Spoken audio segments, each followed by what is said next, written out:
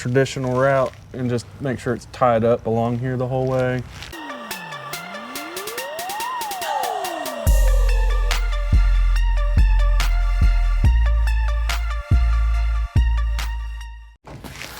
Well, like I got 3 sets of these shits.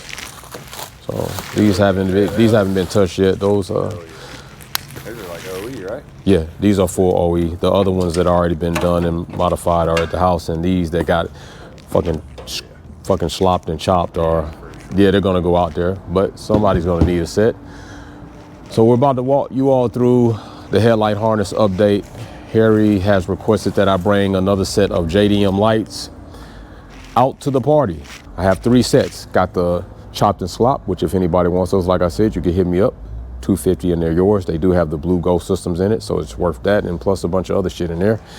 These right here are unmolested, untouched, which is why I'm bringing them these. And then the ones that are gonna go on the build are wrapped up, kept away, because I don't want to deal with that shit, something happening.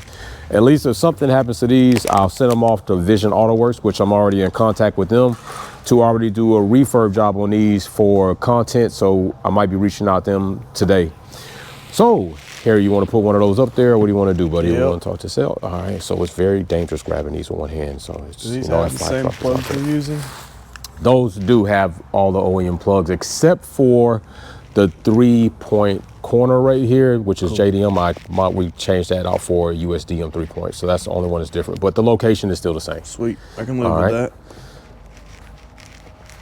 That makes me... And always remember, good people, you want to take very good care of your tabs here. On most JDM headlights, those are broken and it's a pain in the ass, along with these mount points. So always check your mount points online. Look at all the pictures, make sure they got your mount points the way they should be, your fog light covers. There's a lot of other little points on the headlights that you definitely should check on the images. Take screenshots of those images so that when they send you those headlights, if shit's not there, you took screenshots or whatever was on the website is what I should have. And if you don't, then you make sure you reach out, because they probably screwed you. All right, so. The main things I wanted to see is all these are the same length, which is cool because it gives us some slack. But for mock-up, I really needed to finalize positions.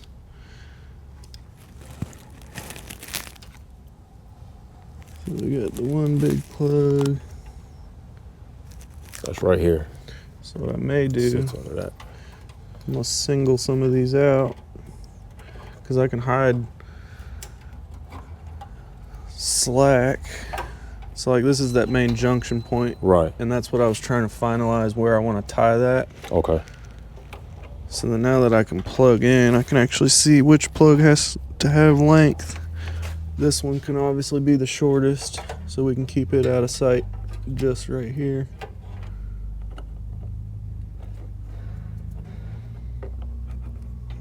So just kind of loosely place that there. All right.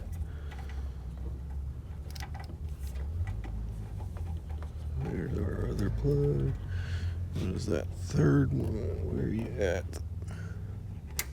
That one there. So see, what I'm trying to do is basically just create a loop down here where they kind of loop together like that. Got you. Shortest one, middle, then the longest one. And then I can permanently tie them where I need them. All right, so that don't fit there, right? That might be a different bow, but it probably should. There you go. Okay. And then this said accent, right? Yeah, I think that's accent, so that's not gonna go anywhere on there. Nope. That's 4 additional. So then your 3-corner one is gonna go, 3-prong is gonna go here. So in reality, you might probably, I don't know how you wanna run that. Right. You can probably do something. Tie. Like it's pretty much anything that has extra length to it. I'm gonna end up doing a loop before I tie it down. So like say this one's here and it's got all this. I don't want that hanging. So I'll kind of loop it. Kind of like you see in when they're making wiring harnesses, and at the end of the connector they'll have little loops on each wire. Yeah. That's in case something gets pulled. I'm about to say that's like a restraint or like a safety net. Got you. If you have tension something tugged on it, it doesn't yank it right out. Got you. Wiring Practices 101 by Harry from APB. So yeah, this is an accent, people. This is for additional lighting if I ever choose to do it. So it's just an option that's in there. You don't have to have them add that option, but I did say in case there's anything I want to do, and it doesn't have to be for lighting. It could be for anything else that you want to run 12 volts to and control on the other end. All right, so what we're gonna do, that's where my junction lines up actually perfectly. So I'm gonna put a riv nut in that drill hole there because it's all hidden. And the biggest task was not make any holes that come through the engine bay. Right. So I kind of took advantage of some spots. At first, you know, I was gonna go the traditional route and just make sure it's tied up along here the whole way. The main reason I was thinking that is because one of the plugs that I had to feed through was pretty decently sized and I wasn't able to really squeeze it through here. But with a little extra effort, I got it squeezed through easy, and it was kind of surprising. So I changed up my plan within the first 20 minutes. I was like, all right, route this one. I got all my points to tie it to, and then I said, let me just try it one last time, see if I can fish that big plug through here. And it actually did. So now all of our harness is inside this cavity. And then at the ends, so like at each point, we'll tie it so that way it's not, you know, rubbing. So you can see untied, there's a chance it can rub through right there. Oh, a little chafe action can go on right there. So Got you. What I'm trying to do is place this sleeve right there so that it has like a rub protection. Right. And then I'll also try to tie it somehow right here. Or do they have like a rubber ball? Yeah, so I could line that. They're finding a grommet that'll fit that It's rough oblong. as shit because it's so oblong right here. So got you. I'd probably end up taking, what I usually do is take a small piece of like airline or something, slit it, and then just line that outer edge. All right. It's just depending on shop tricks. Yeah. Got you. All right. It's not like the most pretty way of doing it, but obviously finding a grommet that's oblong shaped It's gonna be that size. Right, and that size is gonna be a nuisance. Yeah. So we do have some things over here that are already able to come out. Harry has already confirmed that this headlight harness has been more joyful to work with, whereas the other one was not joyful at all. So what do we have so far that's come out of the car that we don't need to show some of that clutter that this harness has been able to eliminate, whereas the other harness seems as if it was just going to be part of the clustering clusterfuck? We were able to not even have to dissect really. On the passenger side, I'll have to dissect some harness a little more, but driver side, we had this main plug, and this was our like junction point that I was basing everything off of. And when I plugged that in and started routing it, this was kind of just in there. So I figured, I got a little curious and peeled back some tape, factory tape, and then got down to a point where I guess, you know, in the past 10 years or however long it's been, we eliminated something over on that driver's side. So it was kind of playing a trick on me. That little bundle right there is basically all that was gonna still be tied in. Gotcha. And the ground was the only one that really went out to this section. Cool. So that allowed us to basically just eliminate this by cutting one wire and unpeeling it, you know, to separate it. So in there we'll relume everything to that factory plug, but it was super straightforward as far as, you know, like the layout of everything. Like I said, I used this as my main point. Plug in, start working your way around. Then I realized, thankfully, they designed this a lot. I see a lot of times where like they'll kind of make a loop around the front end. Yes. And that kind of drives me nuts. You know, that's factory, like a lot of stuff ties that way. When they made this kit, they actually start from that point, come out to the headlight, and that's a dead head over there. Your plugs stop there, there's nothing crossing. Where they cross it is over inside the cab. So like RideWire and all these companies that make engine harnesses, they have those chassis adapters. And got you.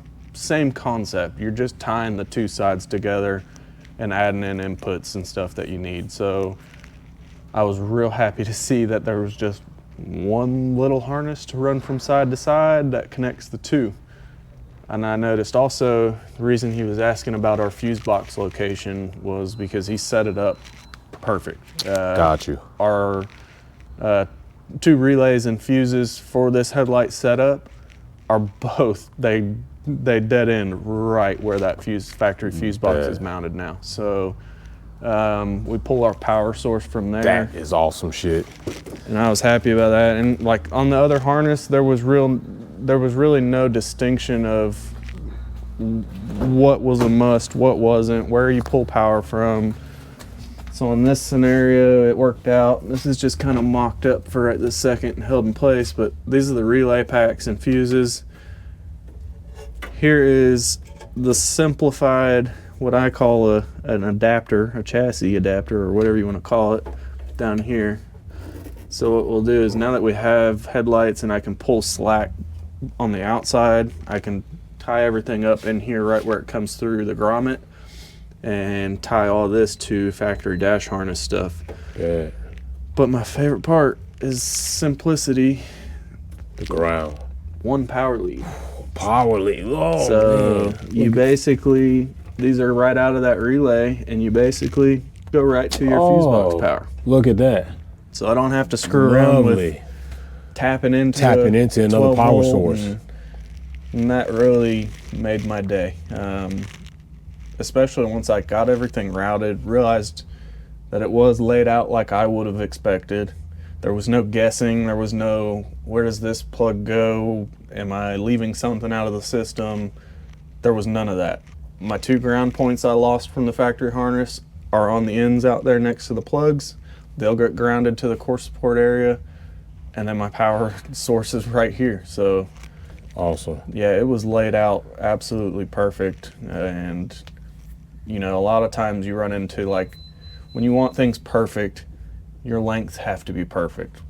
Well, that gets tricky when someone else makes a harness, because you might tie it up to your car differently than they would. I liked that everything has 2-3 inches of excess slack, and that really gave me some leniency with where I routed stuff, and I wasn't like tied to one scenario. I wasn't having to fight, you know, certain conditions.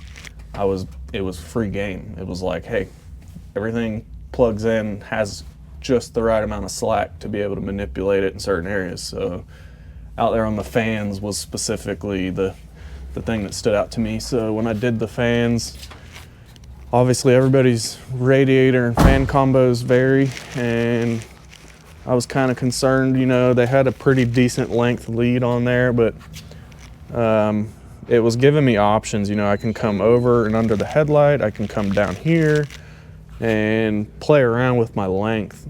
I basically just needed to tie 2 fans together, and that plug needed to reach that location, which it did perfectly. So we'll secure all this stuff. Now that I know my length is good, I can take clamps and put riv nuts where I need them. So like right here will be a spot that I'll put a riv nut in, and basically have a clamp there to just tie this stuff so that it's not just free floating. All right. So in short, you do get what you pay for, but in working with a company like WireWorx with this specific headlight harness, there were a bit of questions asked for us as far as what are your personal needs, and then he took those personal needs and tied them into building the headlight harness, which is something that you all also need to be aware of. Some of these people selling headlight harness aren't constructing them, don't have the knowledge about the car or the layout, and they're just ordering shit that's been made somewhere in China likely and just shipped over, and don't have any information on the nuances of real personal custom builds. And so it's very important. Things like having that power lead that I know about that makes Harry's day, things like having the relays drop out, the grounds in certain locations, all of these things do matter to people like us that they need to matter to. Some people don't mind just plugging up some shit and having a bunch of slop shit everywhere. I mean, that's your life. You live it how you want to. Some people are hoarders too, you know. I hoard JDM headlights. Look at that shit. I got fucking down 3 sets, so I understand. But it is what it is, so we're gonna keep you updated on the build. We got some more things coming. Like I always told you all, this shit ebb and flows. We have moments where it flows in, and we have moments where it slows down, but this is what you have to look forward to depending on the level of where you're gonna build. But to be honest, I know this shit looks like a lot, but to me, Harry and E, this shit's not a lot compared to the years of shit we've been going through. It's just very nuanced, and it really is closer to being done than not. It doesn't look like it, but it really is. It really is. So and even with it really is, it's still a bit ways off. So it's kind of funny, right? It's like it is close, but it's not close, but it is, but it's not. Don't worry, you figure it out. We'll figure it out as we build through this shit. But he's gonna figure out what's going on with a K-swap Miata, because everything's gonna have a K in it, even 1985 Cadillac Fleetwood Broms. Harry's gonna continue to figure all this shit out, because there's a lot of turbo talk going on around here. And APP's got shit to do, and I got shit to do. So we'll see y'all on the next one. All right, peace. And guess what? Listen, if you buy knockoff shit and your shit falls off on the road, you got what you paid for. You kinda like Face at the end of the flick. The world was yours and you died on the shit. Wolfpack gang all over this bitch. Taking over YouTube, running that shit.